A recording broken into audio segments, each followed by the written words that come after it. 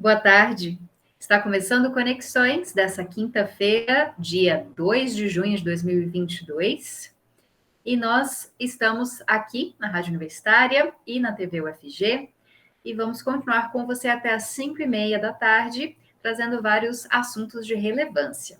Hoje nós contamos com a presença do professor Diego Barbosa, que é quem vai fazer a interpretação para Libras durante todo o nosso programa. Ele que é professor da Faculdade de Letras da UFG e também coordenador do Laboratório de Tradução Audiovisual Acessível, o LabTAV. Muito obrigada pela sua presença, professor Diego. Bom, o professor Diego é um homem de pele branca, tem cabelos castanhos curtos, olhos castanhos e uma barba cheia. Ele veste camisa social preta, está de frente a um fundo branco, onde faz a interpretação para Libras. E eu sou a Camila Maia, uma mulher branca, tenho cabelos escuros até a altura dos ombros, estou vestindo um vestido preto com balinhas brancas, um batom vermelho, estou sentada à frente de uma escrivaninha também branca e de uma estante com alguns livros. Bom, o assunto principal do programa de hoje é o combate à exploração e ao abuso sexual infantil. E para isso nós vamos contar com a presença de uma pessoa que já falou sobre esse assunto várias vezes aqui no Conexões, uma parceira para a gente, que é a Cida Alves, psicóloga. Muito obrigada pela sua presença, Cida. Peço que você cumprimente o nosso público e também se apresente para ele. Boa tarde, Camila Maia. Boa tarde, professor Diego. E a todas, todos e todos que acompanham o programa Conexões. A senhora pode fazer a descrição para a gente, para o nosso público cego, de baixa visão, para quem está ouvindo pela rádio, né? Para saber quem é a senhora. Sim, eu sou uma mulher negra, de pele clara, tenho os cabelos cacheados, escuros, olhos castanhos, uso óculos, estou com um vestido estampado, predominando as cores alaranjadas e vermelha, e atrás de mim um fundo branco. Bom, professora, vou chamar a senhora de professora porque a senhora também é, né? Então, antes de começarmos o nosso debate, vou só relembrar para você que está nos assistindo ou nos ouvindo, onde você pode conferir a programação da TV UFG. Você faz isso no canal 15.1 do Sinal Aberto, no 21 da NET Goiânia, no nosso site, no aplicativo da TV UFG e também nas redes sociais. A gente tem Twitter, Instagram, Facebook e YouTube. Bom, e você também pode escutar o Conexões. Ele vai ao ar na Rádio Universitária, no mesmo horário da TV UFG, quinta-feira, 4h30 da tarde.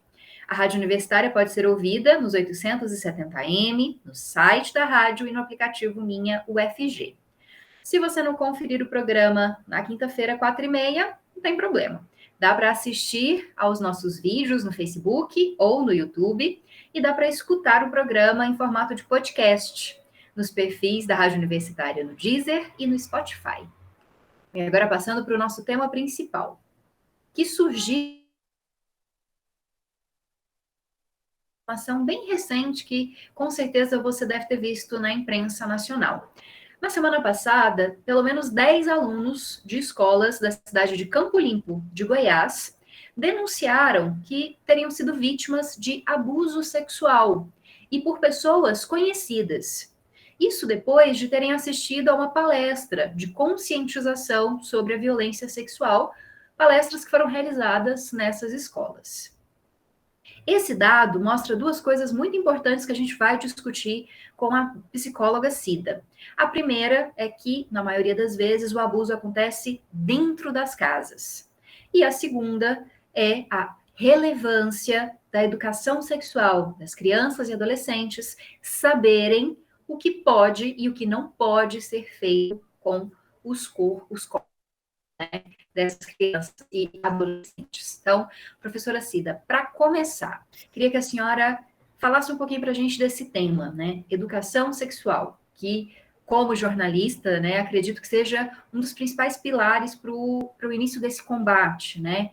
Que as crianças entendam, compreendam o que elas podem ou não podem, o que os adultos podem ou não podem, mas existe toda uma questão em volta de moral, de certas pessoas que acreditam que educação sexual seria o mesmo do que incentivar as crianças a começarem a vida sexual ativa mais cedo. Queria que a senhora falasse um pouquinho disso para a gente. esse exemplo da cidade e 10 casos identificados na escola não é exceção. Você bem disse, a maioria dos casos de violências sexuais e todas as outras formas de violência, elas acontecem na residência. A maioria são por pessoas de vínculos muito próximos, inclusive nessa ordem: pai, padrasto, tios, avós, irmãos, com parentesco muito forte, e pessoas que ficam ali ao redor dessa convivência, que são da confiança da criança. Então, durante muito tempo, foi importante, é importante, nós devemos continuar. Foi feito um trabalho de orientação, de esclarecimento dirigido ao público adulto, às famílias, aos educadores, à comunidade em geral, como nós estamos fazendo aqui, mas as evidências científicas mostram que o principal fator de proteção é a criança que vive essas situações de violência intrafamiliar. Um dos principais fatores de proteção é a presença na escola. É a escola que faz um contraponto dessas experiências violentas, porque a criança ela não consegue, sem condições, sem informações e sem a maturidade, tanto emocional como cognitiva, diferenciar um contato que é violento de um contato que é carinho ou cuidado. Então, é na escola, é ali naquele ambiente em que ela está com os pares ou está com adultos que são figuras protetivas, que ela vai ter condições de revelar a situação, às vezes de uma forma muito ingênua, como ela ainda não aprendeu as diferenças desses toques, desses contatos, às vezes por um desenho, ou contando uma história, ou relatando algo na casa, e aí o ambiente da escola ajuda. Então, é muito importante nós continuarmos investindo muito da presença da criança na escola, porque é importante a socialização entre pares e porque também é fator de proteção para situações de violência. Me desculpa, eu estou muito gripada. Sem problemas, professora. Até para ajudar a senhora, então, vou já tocar para outros questionamentos, que aí a senhora dá uma respiradinha. Se tiver um copinho de água aí do lado também, quiser dar um gole. Bom, professora, a senhora falou da importância da educação sexual, né? Em que idade deve-se começar a falar sobre isso? As escolas contam com algum tipo de educação sexual dentro da grade curricular? Eu sou uma mulher de 35 anos e me lembro que na escola, acredito que na terceira ou na quarta série, existia uma disciplina que nos orientava sobre questões fisiológicas mesmo, dos órgãos sexuais, questões sobre prevenção a doenças sexualmente transmissíveis. Como é que funciona isso agora? As crianças têm acesso a esse conteúdo e têm acesso também a um tipo de orientação sobre o que é abuso, o que não pode ser feito, como agir nesses casos também, né? A quem contar, a quem recorrer. Então, a gente precisa entender a educação em sexualidades como algo muito amplo. As pessoas entendem no senso comum, mas é porque não chegou a informação adequada para elas. Que nós vamos falar de órgãos sexuais, que a gente vai falar de relação sexual adulta. Não é isso. O que nós vamos, desde quando a criança está na barriga, vai para o nascimento e os cuidados iniciais, a gente precisa, no nosso cuidado, seja ali no cuidado familiar, como no cuidado e na educação escolar formal, e ajudando a criança a entender o seu corpo como um espaço privado. E isso a gente faz em gestos muito simples, muito cotidianos, que a gente vai orientando família e educadores, a gente faz de forma muito natural, como, por exemplo, pedir permissão para tocar a criança quando ela precisa ser limpada, quando ela precisa ser higienizada, quando, por exemplo, o pediatra precisa fazer alguma intervenção no corpo dela, como tirar a roupa. Então, desde muito precocemente, nós precisamos desenvolver nas crianças esse sentido e esse valor muito basilar para prevenir violência de que o corpo é dela, que ela tem autonomia sobre o seu corpo e que só se pode tocar na criança, em especial nas partes íntimas, a partir de um consentimento, e quando ela é muito pequena, que ela não consegue dar consentimento, ela tem que saber que determinadas partes do corpo, como boca, a região do seio, do bumbum, da vagina, do pênis, do ânus ali, não pode ser tocado, a não ser para limpeza. Esse cuidado que ela... E ela vai aprendendo, e à medida que ela vai aprendendo, ela vai desenvolvendo, primeiro, um senso de autonomia sobre o seu desejo, sobre o seu corpo, ou seja, ela não precisa se resignar ou aceitar de forma subserviente um contato que causa constrangimento. E o adulto vai mostrando isso de forma natural. O adulto que cuida, seja os familiares, como os médicos, os professores. E ela vai se acostumando a um sentido de que quando alguém invade de uma forma inadequada o seu espaço de intimidade, que é seu corpo, que é suas emoções, ela tem direito de dizer não, e ela, inclusive, ela vai estranhar se alguém fizer isso, ela não vai naturalizando isso, e aí ela vai ter mais condições de contar essa história, de dizer. Então, você veja que a educação sexual, ou educação em sexualidades, ela é muito mais ligada ao desenvolvimento, à autoimagem, e aí a gente vai trabalhar na escola, e a escola tem competência para fazer esse trabalho, tem autoridade, porque a criança ela precisa ter a sua integridade física e sexual protegida, de à medida que ela vai desenvolvendo, então, de acordo com as fases do desenvolvimento, ela vai trazendo conteúdos para a criança, que ajuda ela a entender essa relação do corpo dela com o outro, com o mundo, as sensações, os sentimentos que o corpo produz ou que o outro corpo produz na criança. Isso é base, primeiro, para um bom desenvolvimento sexual e emocional. Sem isso, a criança pode ter lá na frente, mesmo que ela não desenvolva ou não passe por nenhum processo de violência, mas ela vai estar ali com o sentimento correto sobre o seu corpo, sem culpa, sem vergonha, entendendo que existem áreas que provocam mais sensações gostosas e outras não, e ela vai lidando isso, amadurecendo e se desenvolvendo saudavelmente, certo? Por que que nós, hoje, estamos fazendo um esforço muito grande como professores, como profissionais da saúde, para investir na educação em sexualidades na escola? Porque é exatamente isso que você trouxe no começo. É de 70% a 80% o número de casos de violências sexuais que são intrafamiliares. Então, a gente tem que investir nesse cuidado. Qual que é a instância protetiva que pode ter acesso à criança de forma perene, dia a dia, observando os comportamentos? É a escola. E é a escola que consegue, de forma mais precisa, identificar mais precocemente as situações de violência. E esse espaço de diálogo, de conversa, facilita tudo isso.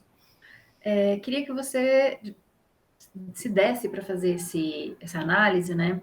Existe vítimas e agressores que nós podemos identificar melhor? Existe uma classe social? Existe um contexto étnico em que essas violências acontecem mais? Ou isso é generalizado na nossa sociedade?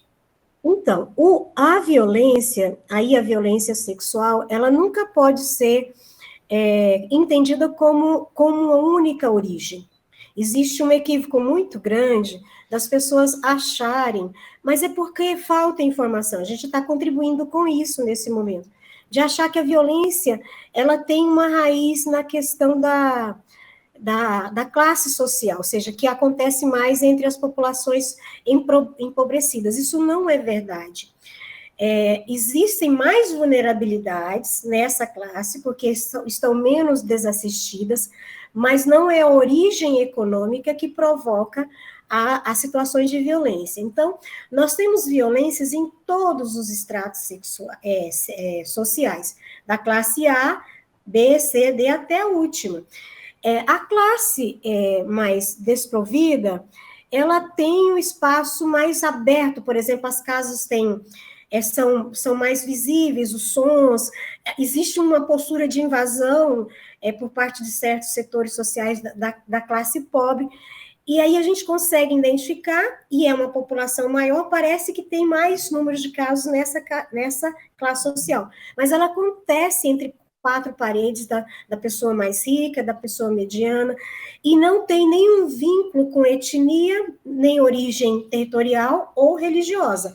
Ela, infelizmente, é um conceito que a gente usa há muito tempo, ela é virulentamente democrática, acontece em todos as relações que envolvem criança e adolescente, independente de classe social, cultura religiosa, localidade territorializada. Professora, e a senhora falou sobre a importância da escola, né, como um espaço em que muitas vezes a criança se sente à vontade para contar ou descobre, né, que está sendo infelizmente vítima de violência, como foi o caso dessas crianças, e relatam isso. Mas a gente sabe que passamos aí por 2 anos em que a maior parte das crianças esteve em um sistema ou remoto totalmente ou híbrido, em que havia menos contato com os professores, menos contatos com outros estudantes. De que forma que isso afetou tanto a ocorrência de casos, né, já que essas crianças estavam mais tempo dentro desse ambiente, que pode ser o ambiente onde surgem as agressões, e mais tempo longe da escola, né, onde elas poderiam ter algum tipo de ajuda. Então, pesquisas que estudam eventos similares à pandemia, que pode ser, por exemplo, alguns processos de isolamento por guerra, por algum desastre natural, já indicava que existiria em torno de 30% de aumento da violência doméstica e intrafamiliar, aí tanto contra mulheres como crianças e adolescentes. Os dados de notificação na nossa rede, nós temos na rede de saúde uma obrigatoriedade, todos os profissionais de saúde que suspeitam ou identificam sinais de violência, eles precisam fazer a notificação, já que nos nossos dados de Goiânia a gente viu que houve um aumento, em especial nos anos 2019 e até 2021, em especial dos registros das violências sexuais, então a gente já viu um aumento. Os dados mais globais, nacionais, indicam um aumento em torno de 50%. Então, o que aconteceu nesse período?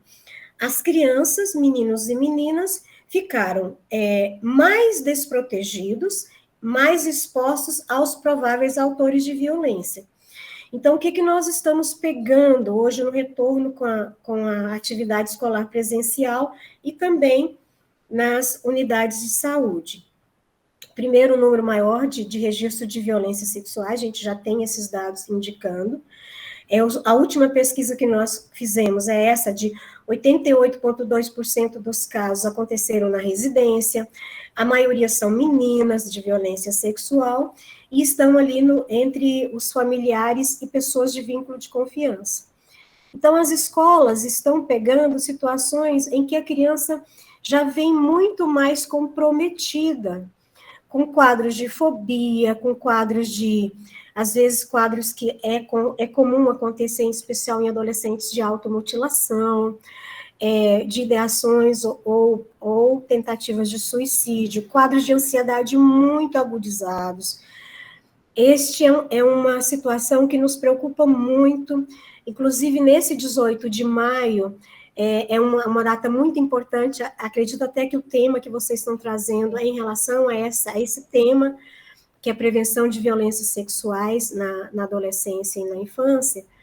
Nós construímos um material educativo específico para a comunidade escolar, para não só melhorar o diagnóstico das situações de risco, como também já promover na sua atividade pedagógica ações que cuidam de quem já sofreu e que também promovam com mais força ainda a educação em sexualidade como forma de proteger as crianças desses 2 anos, que não só por causa das violências, né, tanto físicas, psicológicas, sexuais, mas o próprio isolamento em si, o medo e as perdas, muito luto, impactam no desenvolvimento desses meninos e meninas. Cida, aonde os professores, pais, responsáveis podem ter acesso a esse material? Ele está disponível gratuitamente na internet, nas escolas? É possível também, por exemplo, a escola que tiver vontade de acessar para ter esse material impresso? É possível? Conta para gente. Então, nós fizemos ele a muitas mãos, foi um trabalho articulado entre nós, da Gerência de Vigilância de Violências, uma equipe da educação do município, e tivemos uma parceria, outros também da saúde estadual, mas tivemos uma parceria muito importante, eu diria que quase que determinante, da Defensoria Pública. Então, nós construímos um texto básico que foi acrescentado com informações ali do ponto de vista jurídico, criminal, e a Defensoria, através da assessoria de comunicação, fez todo o processo de editoração. Esse caderno ele está acessível online. Se vocês entrarem no site da Defensoria, está lá o caderno de orientação a profissionais da educação. Eu vou mandar também o link aqui depois para você, Camila. Ele está todo aberto para qualquer pessoa baixar. A senhora pode falar o site onde acessar? Porque eu acho que as pessoas também conseguem, pelo site, elas às vezes conseguem o canal, né? O local certinho de onde acessar. É o site da Defensoria Pública do Estado de Goiás. Aí tem materiais. Aí lá vai ter, é o primeiro que está lá na página, Caderno de Orientação Profissionais da Educação. Eu vou até colocar aqui para o Carlos, se for possível, colocar na tela para a gente. E vou falar aqui, já busquei rapidinho aqui na internet, uma coisa boa do remoto é isso, né, professora? Que dá para a gente buscar informação na hora. Coloquei aqui para o Carlos colocar na tela, se for possível. O endereço é defensoria.go.def.br. Então, repetindo para você que está nos ouvindo, defensoria.go.def.br. Lá você consegue acesso a esse material tão importante que a Cida relatou para a gente, que pode auxiliar nessa educação e nesse combate à exploração sexual infantil. Muito obrigada pela sua presença novamente, Cida. Se você quiser fazer uma última fala. Eu gostaria muito que nós todos, que temos essa preocupação com o cuidado, com o desenvolvimento, fizesse uma força muito grande para a revogação da lei da homeschooling. Isso representa, primeiro, um grande prejuízo no processo de socialização, desenvolvimento cognitivo, relacional, afetivo das crianças, como também um impedimento para que os casos de violência intrafamiliar sejam identificados. Os autores de violência, eles promovem esse cercamento das crianças, dos adolescentes, para que eles não tragam para o ambiente externo o que acontece ali naquela família. Então, reforça o segredo. Então, a criança tem direito de ser educada com seus pares, numa educação de preferência pública e de qualidade, como é o UFG. A gente espera e vamos falar sobre esse tema, viu, professora? A gente vai discutir, sim, a educação domiciliar, homeschooling. O Mundo UFG também está discutindo essa temática, porque para a gente é muito caro falar sobre educação. E quem sabe a senhora já não é a nossa próxima convidada para falar sobre isso, ou pode indicar alguém que possa falar sobre esse assunto. Agradeço muito a parceria que a senhora tem com Conexões, sempre muito disposta a nos ajudar a debater esses temas, a explicar, a dar orientações. Espero que a gente possa conversar sempre. E muito obrigada, professora. Estarei sempre à disposição. O trabalho que vocês fazem de comunicação e democratização de conhecimento é muito importante. Muito obrigada. E você que está nos assistindo, peço que não saia daí, daqui a pouquinho a gente retorna. E se você quiser entrar em contato com a gente, tem vários canais. Alguns deles são as nossas redes sociais, Instagram, Twitter, Facebook e YouTube. Você pode deixar seu comentário nos vídeos ou enviar uma mensagem direta pedindo ou sugerindo um tema a ser debatido, fazendo uma sugestão de evento a ser divulgado. É um canal aberto de comunicação com você e nós te convidamos a participar sempre do Conexões. Por enquanto que o programa está sendo gravado, não dá para enviar pergunta direta para os nossos entrevistados, mas logo a gente volta para o ao vivo e você vai ter a chance de tirar suas dúvidas também no mesmo momento em que ela aparecer.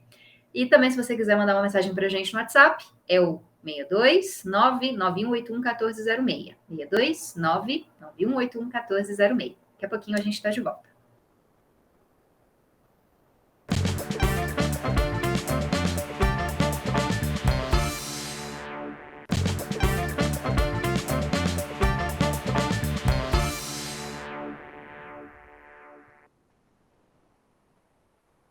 Estamos de volta com Conexões dessa quinta-feira, dia 2 de junho. Eu sou a Camila Maia e fico com você aqui na TV UFG e na Rádio Universitária até às 5h30 da tarde. Quem continua com a gente é o professor Diego Barbosa, da Faculdade de Letras da UFG e também coordenador do LabTAV. Ele que está fazendo a interpretação para Libras durante todo o programa de hoje. E esse bloco é todo dedicado a falar sobre educação. No ano em que a lei de cotas completa 10 anos, neste ano 2022, estudantes indígenas e quilombolas têm enfrentado um desafio ainda maior do que entrar na universidade, que é se manter nela. Um levantamento exclusivo da agência pública, com dados da Lei de Acesso à Informação, mostra que o programa Bolsa Permanência foi drasticamente reduzido durante o governo de Jair Bolsonaro. 6 entre cada 10 alunos dessas populações que solicitam o auxílio têm os pedidos negados. Para receber o auxílio de R$ 900, o aluno quilombola ou indígena precisa apresentar uma declaração da comunidade onde reside, uma declaração da FUNAI ou da Fundação Palmares e um termo de compromisso. O benefício prevê pagamentos durante toda a graduação e pode se estender por mais 6 meses depois do final do curso. Professores que foram ouvidos pela agência pública relatam que até 2019 o acesso era universal, ou seja, todos os alunos indígenas e quilombolas que se cadastravam recebiam a bolsa. Mas houve um retrocesso da política afirmativa de permanência nas universidades e que não começou em 2022. A partir do último ano de governo de Michel Temer, o número de bolsas começou a cair. E ele diminuiu ainda mais a partir do governo de Jair Bolsonaro. Agora, nesse ano, quando as universidades federais voltaram às aulas presenciais, depois da campanha de vacinação contra a Covid-19, o MEC só ofereceu 2.000 bolsas para uma lista com mais de 5.000 estudantes que declararam que precisam do auxílio. E o programa Universidade para Todos teve o acesso ampliado para alunos de escolas particulares, mesmo sem bolsa de estudos. E por isso o perfil social dos estudantes deixa de ser um critério para a pré-seleção no programa. Antes, só os estudantes de escolas públicas ou que estudaram em escolas privadas com bolsa integral podiam participar do ProUni. As novas regras começam a valer no dia 16 de julho. A medida provisória que alterou as normas do ProUni declara que as vagas vão continuar a ser oferecidas aos estudantes cuja renda familiar não ultrapasse 3 salários mínimos, mas que o perfil socioeconômico deixa de ser um critério de pré-seleção. O que se mantém é o desempenho no Exame Nacional do Ensino Médio, como um critério para acesso às bolsas do ProUni. Com as novas regras, os estudantes com deficiência e professores da rede pública que cursam pedagogia ou licenciatura continuam a ser beneficiados com as bolsas. A lei, no entanto, altera uma questão envolvendo os estudantes com deficiência. O Ministério da Educação agora está dispensado de apresentar documentos que comprovem a deficiência do candidato ou a renda familiar mensal, caso essas informações já estejam em bancos de dados do governo. Pelas novas regras, ficam extintas as bolsas parciais de 25%. Então, a partir de agora, o ProUni oferece bolsas integrais de 100% ou de 50%, ou seja, metade das mensalidades. E além dessas duas situações que nós acabamos de tratar, há outra preocupação na educação nos últimos meses, que é a possibilidade da aprovação de uma emenda à Constituição que estipula o pagamento de mensalidades nas universidades públicas. Isso pode impedir que estudantes de baixa renda acessem a universidade. Aqui, na Universidade Federal de Goiás, até mesmo nos 10 cursos mais concorridos da instituição, quase 50% dos estudantes se mantêm na faculdade com bolsas estudantis, como a Bolsa Permanência que a gente citou, e também outros tipos de auxílio, que só podem ser destinados àqueles que têm renda familiar bruta por pessoa menor que meio salário mínimo, ou seja, alunos de baixa renda. 45% dos estudantes do curso de medicina, por exemplo, que é o mais concorrido da UFG, são atendidos pela assistência estudantil. Já na faculdade de Direito, 31% recebem esse auxílio. Isso segundo a 5ª pesquisa do perfil socioeconômico e cultural dos estudantes de graduação, que foi realizada em 2018. Mas como os dados foram coletados antes da pandemia de Covid-19, eles já estão desatualizados e devem ser ainda mais preocupantes, já que a realidade social e econômica dos brasileiros piorou com a perda de emprego e aumento da inflação nesses últimos 2 anos. Segundo a reitora da UFG, professora Angelita Lima, a proposta de cobrança de mensalidades em instituições públicas quebra o princípio da gratuidade do ensino público e também o da universalidade, já que a instituição está, focada, está baseada no tripé ensino, pesquisa e extensão. Bom, e agora vamos de boas notícias, de dicas para quem quer estudar, para quem quer ler sobre educação.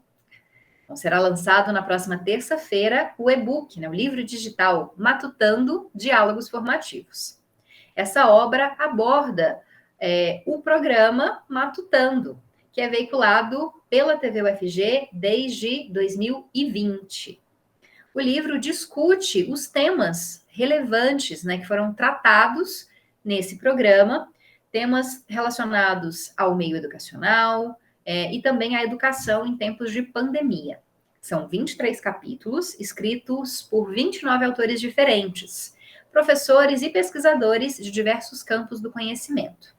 O lançamento do e-book Matutando será realizado a partir das 7 horas da noite em uma live no canal EAD IFG no YouTube.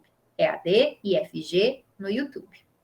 A obra é uma iniciativa do Instituto Federal de Goiás e também do CAGEO, que é o Grupo Interinstitucional de Estudos e Pesquisas sobre as relações entre tecnologias e educação.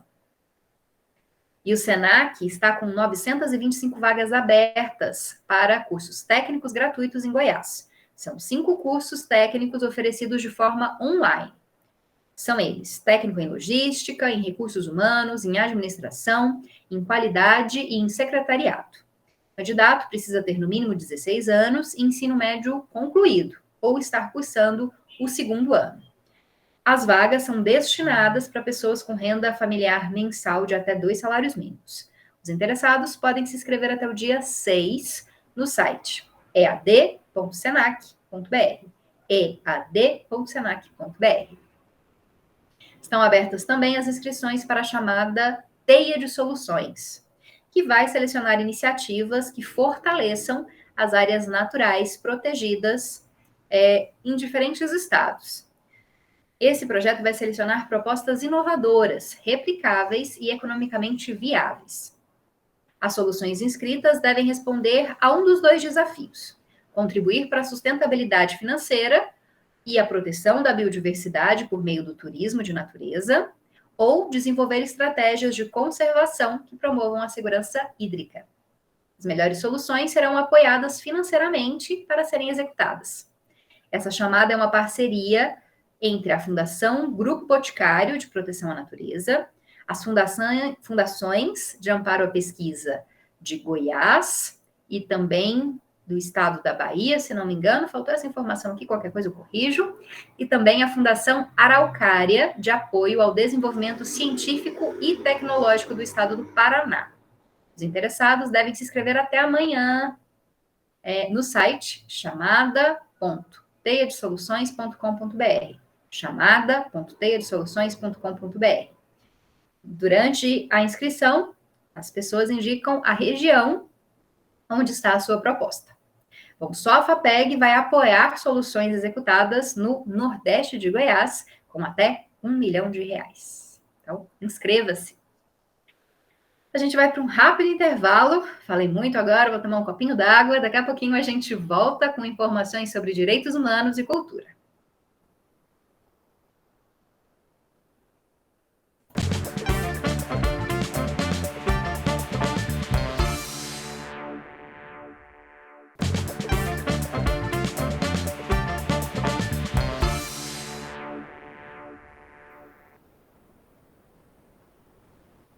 Estamos de volta com Conexões dessa quinta-feira, dia 2 de junho. Eu sou a Camila Maia e continuo com você aqui na TV UFG, na Rádio Universitária, até às 5h30 da tarde. Quem continua com a gente é o professor Diego Barbosa, que é da Faculdade de Letras da UFG e também coordenador do LabDAV, ele que está fazendo a tradução para Libras no programa de hoje. E nesse bloco a gente passa a contar com a presença de mais um parceiro aqui do Conexões. Está estreando hoje o Igor Rodrigues, que é estudante de jornalismo da UFG e também integrante do projeto Intercomunicação. Você que acompanha nossas redes sociais já deve ter visto ele no Tá Sabendo, que falou sobre o título de eleitor para os menores, para os adolescentes, né, com menos de 18 anos. Mas aqui no Conexões é a primeira vez, né, Igor? Bem-vindo, muito obrigado pela sua presença. Muito bom poder contar com você aqui. Oi, Camila, muito obrigado pelas boas-vindas. É um prazer estar aqui com todos vocês. Boa tarde. Boa tarde para você que está aí ligado no Conexões. Antes de mais nada, eu começo fazendo a minha autodescrição. Eu sou um jovem com pele parda, cabelos escuros, curtinhos, olhos castanhos, visto uma camisa azul clara com algumas listras azuis escuras. Estou aqui com uma parede ao fundo branca de cerâmica e meu guarda-roupa em um armário. Você que assiste Conexões sabe que nós estamos ainda em formato remoto, então cada um de nós aparece numa tela diferente, em um cenário diferente, eu aqui na minha casa, Igor também na casa dele. Por enquanto é assim, mas daqui a pouco a gente volta para o ao vivo e vamos ter um cenário lá na TV, então fica ligado que daqui a pouquinho tem novidades. Antes de eu passar a palavra para o Igor, que vai falar sobre cultura, tem muitas dicas culturais hoje no nosso programa, eu vou dar só duas informações que também são bem importantes, que são sobre direitos humanos. A primeira é que nos últimos 4 anos o Brasil retrocedeu ou não conseguiu cumprir totalmente 80% das recomendações que foram feitas pela pela Organização das Nações Unidas, a ONU, para a garantia dos direitos humanos. Esse resultado está no monitoramento feito pela sociedade civil na revisão periódica universal, que é uma espécie de prestação de contas que as nações fazem em relação a essas recomendações feitas pela ONU. Só para você entender, em 2017, o Brasil aceitou 242 recomendações feitas por outros Estados-membros da ONU, em diferentes setores, para a garantia dos direitos humanos. E entre todas essas recomendações, 242 no total, apenas uma que trata da garantia de trabalho digno para trabalhadores e trabalhadoras domésticas, foi considerada plenamente cumprida, de acordo com esse monitoramento da sociedade civil. E o pior, algumas recomendações não só deixaram de ser cumpridas, como foram enfraquecidas. Esse retrocesso no Brasil é visto em áreas como educação, saúde, igualdade de gênero, direitos dos povos indígenas, acesso a espaços democráticos, redução da pobreza, justiça criminal e outros aspectos. Então, infelizmente, o que esse monitoramento aponta é que o Brasil está retrocedendo na questão dos direitos humanos nos últimos 4 anos. Bom, e agora um outro caso muito sério. Depois que Genivaldo de Jesus Santos foi brutalmente morto durante uma abordagem da Polícia Federal no Sergipe, você deve ter acompanhado que foi um escândalo nacional, um homem com distúrbios mentais que foi colocado dentro da viatura F pelos agentes e foi asfixiado, né, por causa do uso de gás lacrimogênio dentro dessa viatura, né, dentro do porta-malas dessa viatura. Genivaldo foi brutalmente morto durante essa ação e depois dessa ocorrência que chocou o país, o Ministério Público Federal em Goiás recomendou que a PRF retome o funcionamento da Comissão de Direitos Humanos, que tinha sido extinta por uma portaria publicada em 3 de maio desse ano, então recentemente. Essa determinação pede que a portaria seja extinta e que a comissão seja retomada. Além disso, o documento expedido pelo Ministério Público Federal tem outras 3 medidas, né, 3 recomendações. Primeira, que volte a ser ministrada a disciplina de direitos humanos na formação dos agentes. A segunda é que a PRF passe a determinar que todo servidor flagrado em falta disciplinar frequente um curso de reciclagem, como uma penalidade adicional. E também que a Polícia Rodoviária Federal inclua a disciplina de direitos humanos em cursos de formação que forem realizados durante esse ano, com temas que envolvam abordagem policial a grupos vulneráveis, ou seja, grupos como aquele que fazia parte, o Genivaldo, um homem que era diagnosticado com transtornos mentais, que fazia uso de medicação controlada, inclusive contou isso aos policiais, e que, infelizmente, não foi abordado da maneira mais civilizada, mais humanizada possível. Então, a PRF tem 15 dias para acatar essas medidas que foram pontuadas ou justificar o não cumprimento dessas recomendações.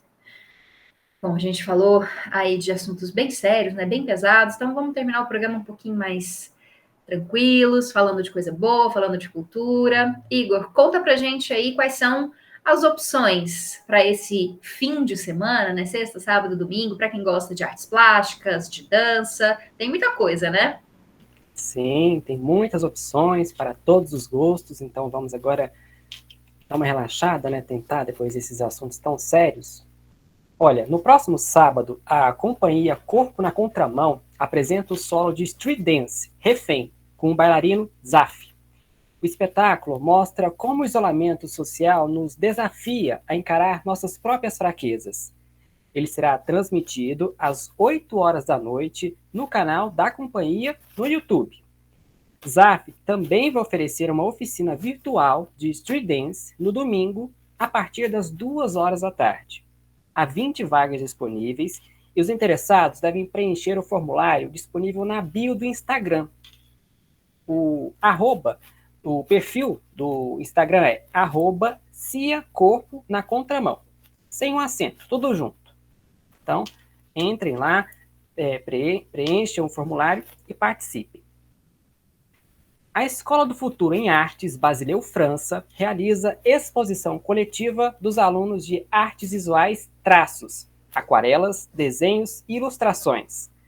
A mostra tem a curadoria dos professores Carlos Gonzaga, Múcio Nunes, Poli Duarte e Vinícius Iano, e apresenta mais de 50 obras de 35 expositores. Ela fica aberta para a comunidade até o dia 3 de junho, e o horário de visitações é de segunda a sexta-feira, das 8 às 11h30 da manhã e de 1h da tarde até às 6 da noite. A entrada é gratuita. A Vila Cultural Cora Coralina cedia a exposição Provisório, de Santiago Celon. O artista natural de Catalão cria desenhos e pinturas usando abstracionismo geométrico. A arquitetura e os espaços urbanos são os temas centrais de seu trabalho. Para a exposição Provisório, Celon recolheu materiais recicláveis guardados na própria Vila Cultural, como papelão e compensados, para montar um ambiente em que criou diferentes murais. A mostra foi montada na Sala Sebastião Barbosa e fica em cartaz até 10 de junho. A visitação pode ser feita de segunda a sexta-feira, das 9 horas da manhã às 5 horas da tarde, lá na Vila Cultural Cora Coralina. Vila Cultural que fica ali atrás do Teatro Goiânia, né? Ali um espaço todo reformulado, um espaço novo para essas exposições, né, Igor? Isso, na Avenida do Tocantins, bem ali no centro, bem fácil de chegar, muito tranquilo. Bom, e a gente tem mais dicas, dessa vez não só para quem gosta de assistir eventos culturais, atividades culturais, mas também para quem produz cultura, né? Tem opções aí para quem faz cinema, para quem fotografa, não é, Igor? Isso, exatamente. A gente estava ali acompanhando quem gosta de assistir, agora a gente vai ver as opções para quem gosta de fazer cultura. Roteiristas e diretores goianos podem escrever, melhor dizendo, projetos na oficina Design de Audiência da 21ª Goiânia Mostra Curtas. Os profissionais de Goiás podem escrever projetos de longa-metragem de ficção e os 3 projetos goianos selecionados terão o acompanhamento da consultora de design de audiência Marina Tarabai e do produtor Rafael Sampaio. A oficina vai oferecer aos participantes a experiência de explorar o potencial de diversas ferramentas para pensar as audiências e os públicos, desde a etapa de desenvolvimento, ampliando a abordagem clássica de comunicação e de marketing. As inscrições serão abertas no dia 3 de junho, estão abertas, na verdade, até o dia 3 de junho, pelo site do festival, goianiamostracurtas.com.br. Os interessados podem participar de forma online e gratuita. O festival será de 5 a 10 de julho de 2022. Então, repetindo, as inscrições estão abertas até o dia 3 de junho pelo site do festival, goianiamostracurtas.com.br. Do dia 5 ao dia 10 de julho o festival vai estar sendo realizado, então participem. As inscrições para a segunda edição do Goiáses Festival de Fotografia estão abertas. O festival vai selecionar 15 profissionais de fotografia com premiação para os 5 melhores, que terão os trabalhos expostos no site do concurso e vão receber a premiação em espécie. Os outros, em dinheiro, né? A gente fala em espécie, depois que a gente escuta, a gente pensa, mas o que é? Em dinheiro, né? Vão receber uma premiação em um valor aí que você pode ficar sabendo lá no site, né, Igor? Exatamente. As inscrições são de graça e podem ser feitas até o dia 20 de junho pelo site goiases.arte.br. Goiases com Y, Z, S no final e arte sem o E no final. Então, repetindo, as inscrições são de graça e podem ser feitas até o dia 20 de junho pelo site goiases.arte.br, onde também está disponível o edital com todo o cronograma e as informações para quem se interessar. E, assim, eu me despeço agradecendo a companhia de todos. Foi um prazer e até a próxima. Camila, pessoal. O prazer foi todo nosso, Igor. Estreou muito bem aqui no Conexões, tem uma voz de radialista, aposto que passou pela Rádio Universitária também, com outros programas. Sim. Espero que a gente possa se encontrar outras vezes e que você aí de casa tenha curtido as informações que o Igor trouxe, possa ir aos eventos ou, né, se for fotógrafo, cineasta, também possa se inscrever nas atividades que ele nos contou aqui hoje. Muito obrigada para você também que nos assiste. Muito obrigada, Igor. Muito obrigada, Diego. E eu espero vocês na próxima quinta-feira aqui no Conexões, 4h30 da tarde. Até lá!